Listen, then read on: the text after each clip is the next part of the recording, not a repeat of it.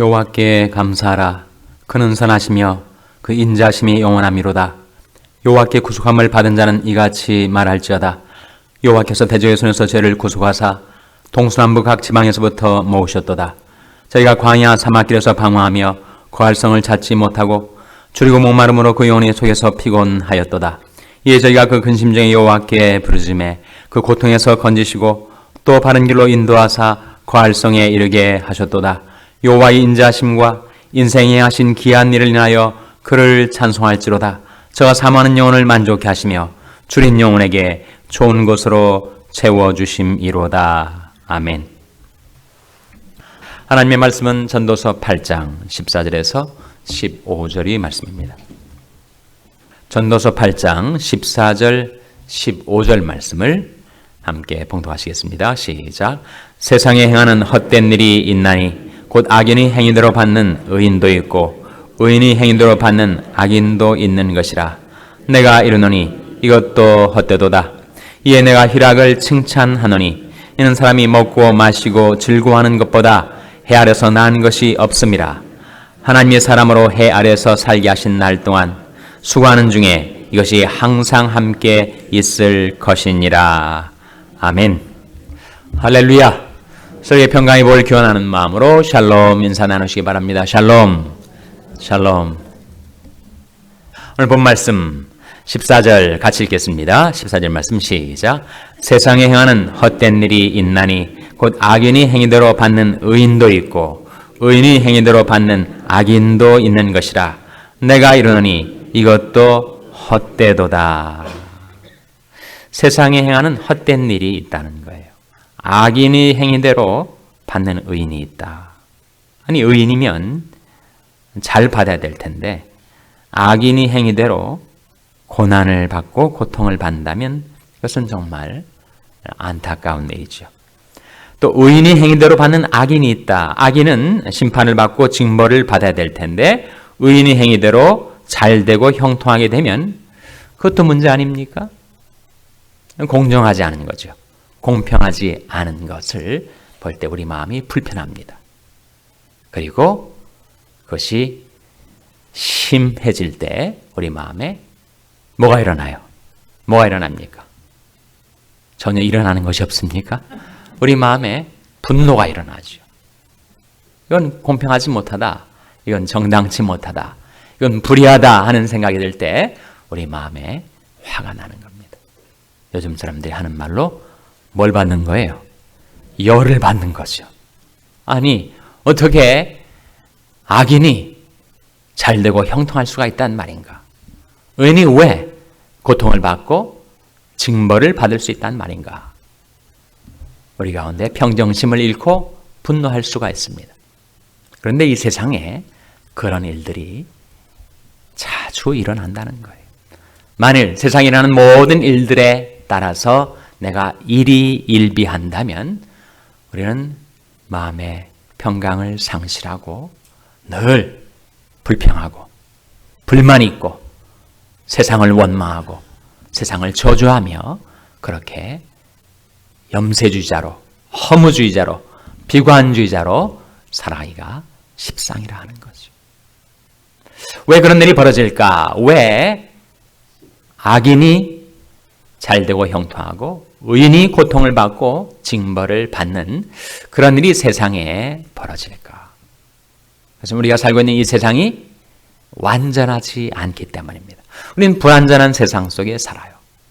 하나님이 공의로운 통치가 있음에도 불구하고 그것을 거스리고 반역하는 인간의 군상들이 이 세상에 질비해서 그런 일들이 벌어질 때가 있다는 겁니다. 마치 무엇과 같은가? 방송국에서 전파를 쏘아 보내는데 방송국에서 나오는 전파는 아주 분명하고 또렷합니다. 근데 그것을 전파를 받아든 수신기가 라디오가 고장이 나버렸어요.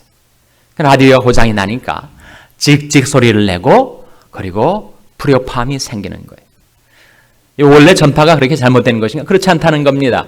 방송국에서는 정상적인 전파를 쏘아 보냈음에도 불구하고 그것을 받아들이는 수신기에 문제가 생겨가지고 그 소리를 제대로 내지 못하는 것과 같다는 거예요.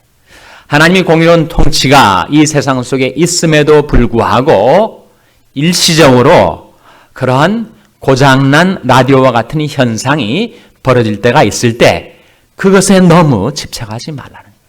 한자 성어에도 사필귀정이라는 말이 있지 않습니까? 모든 일들은 결국은 정상으로 돌아갈 것이란 말이에요.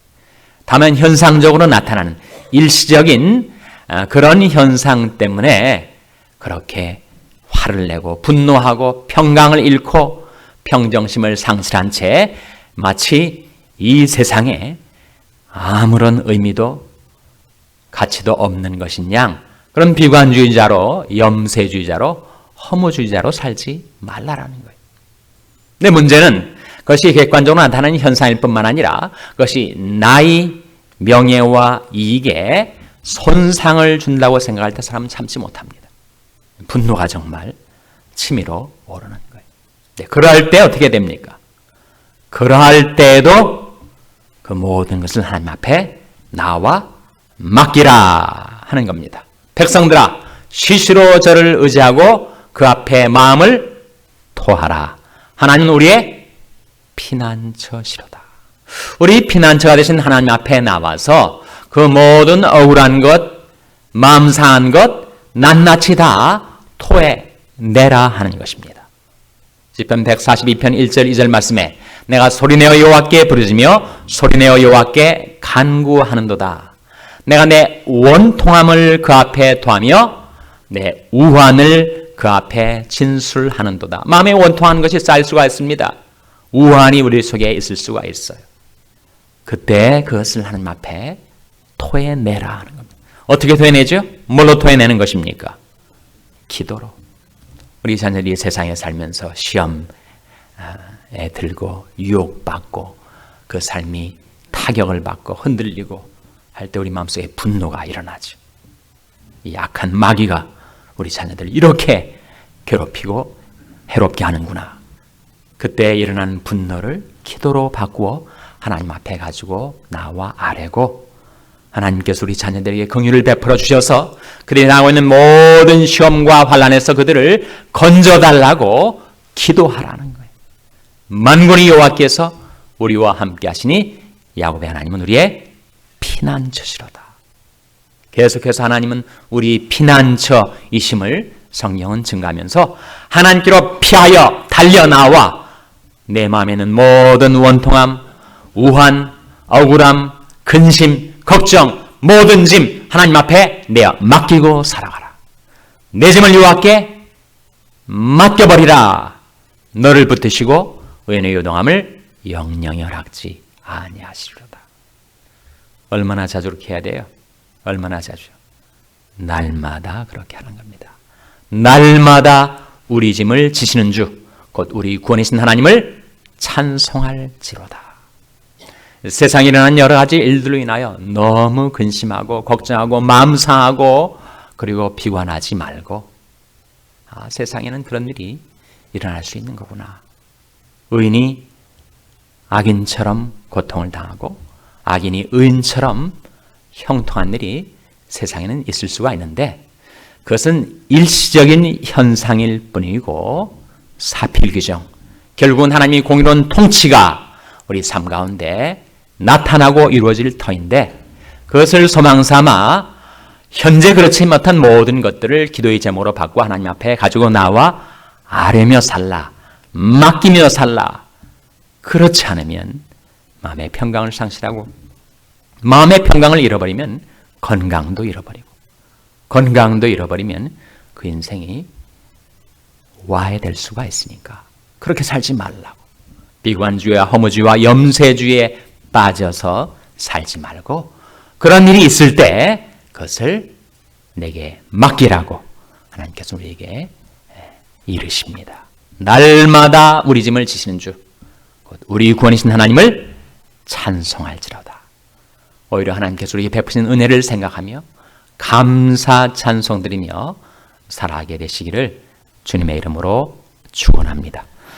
15절 말씀 같이 읽겠습니다. 15절 말씀 시작. 이에 내가 희락을 칭찬하노니 이는 사람이 먹고 마시고 즐거워하는 것보다 해 아래서 나은 것이 없음이라. 하나님의 사람으로 해 아래서 살게 하신 날 동안 수고하는 중에 이것이 항상 함께 있을 것이니라. 뭘 칭찬한다고요? 희락을 칭찬한다. 인조이먼트를 커맨드한다 라고 성경은 영성경 번역을 합니다. 그러니까 여러분, 이 헛된 평생에 정말 불평스럽고 불만스럽고 불공정한 일들이 벌어진다고 거기에 너무 집착한 나머지 하나님께서 우리에게 베푸신 은혜를 망각하며 산다면 그것은 더 억울한 일이란 말인 겁니다. 원래 이 세상은 완전한 세상이 아니기에 이 불완전한 세상에서 그런 일이 이루어질 수 있다는 것을 전제하고 오히려 우리가 생각하고 그리고 집중해야 할 것은 무엇인가? 하나님께서 내게 어떤 은혜를 베푸셨다는가? 어떠한 축복을 지금도 베풀고 계시는가? 우리에게 생명을 주시고 호흡을 주시고 성령을 주시고 말씀을 주시고 가정을 주시고 직장을 주시고 교회를 주시고 우리가 이 땅에 살아가는 날 동안 필요한 모든 것들을 날마다 베풀어 주시는 그 하나님의 은혜와 사랑을 기억하며 감사 찬송하고 즐거워하는 희락의 삶을 내가 칭찬한다. 전도자가 그렇게 결론을 내고 있는 겁니다. 그래서 내가 희락을 칭찬한다. 이는 사람이 먹고 마시고 즐거워하는 것보다 해 아래서 난 것이 없기 때문이다. 우리들도 세상 살면서 여러 가지 일들로 스트레스를 받지만 우리 자녀들도 스트레스를 받습니다. 장성한 자녀들만 스트레스 받는 것이 아니라 이제 막 성장하고 있는 어린 아이들도 스트레스를 받아요. 그래서 애들이 스트레스를 받으면서 워리를 한단 말이에요. 워리. 이런저런 일로 걱정, 염려한단 말이에요. 애들이 그런 말을 만들어냈습니다. Why worry when you can eat? 네가 먹을 수 있는데 왜 근심하느냐, 걱정하느냐. 그래서 아이들이 먹는 거 좋아하지. 아이들에게 지들이 좋아하는 음식 맛있게 차려주면 아들 마음속에 불평이 사라집니다. 짜증내고 성깔 부리고 하던 아이들도 엄마가 정성스럽게 음식을 차려서 지들 좋아하는 거 먹여주면 아이들이 즐거워합니다. 아이들뿐만 아니라 어른도 그래요. 아무리 장성한 어른들도 입맛이 없고 밥맛이 없고 먹을 것이 없으면 불평스러워지는 겁니다. 짜증을 내는 거예요. 네, 먹고 마시고 즐거워하는 것, 그것은 하나님께서 이 헛된 평생 해 아래에서 우리가 수고하며 사는 날 동안 하나님께서 우리에게 주시는 분복이라는 거예요. 그러니까 감사하고 즐거워하면서 살아가는 것보다 더 나은 것이 없다는 겁니다.